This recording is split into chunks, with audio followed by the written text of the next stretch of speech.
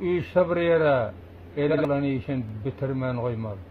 Ya ölür ya alar merdimden hakkın bir gıra eltiban yetirmen koymaz.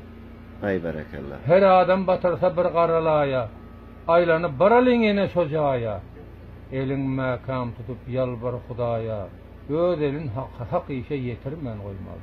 Ay berekallah. Çay qaynadar, nan pişirer, düşmanı demden düşürür, qam diysen öykön şişirer, işini bitirmen koymaz.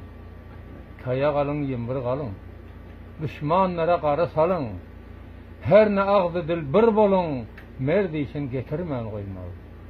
Arkan kelte bolsa tartın, yollar uzak bolsa yortun, düşmanların bağrın yırtın, öz kayıtına getirmen koymaz.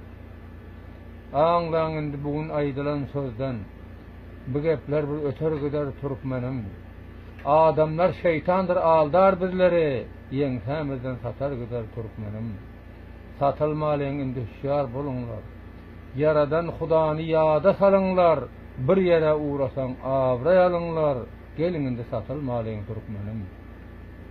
Kel kör hemmäňiz işin bir jaya, yalvar alın iman beren Hudaya, nedir verin dilek gelen gedaya, her ne işli bitirinler Türkmenim.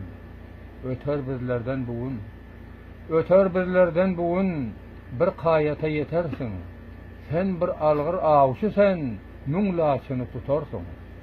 Düşmanlaryň ağrynda geldi peýläp yatarsın.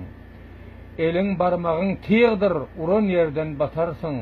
İttifak bol, ittifak bol Türkmenim. Ağzı dilin bir bolsa sana bela gelesi ýok.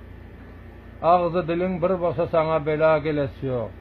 Ağlan sözümden ağlar nadan muny bilesi ýok. Hemmäňiz birleşiňler zerre arman galasy ýok. Her kança düşman bolsa sana tiýgin salasy ýok. Birleşiňler, ittifak bol Türkmenim. Ay berekallah Mehmet ağam. Sağ olun.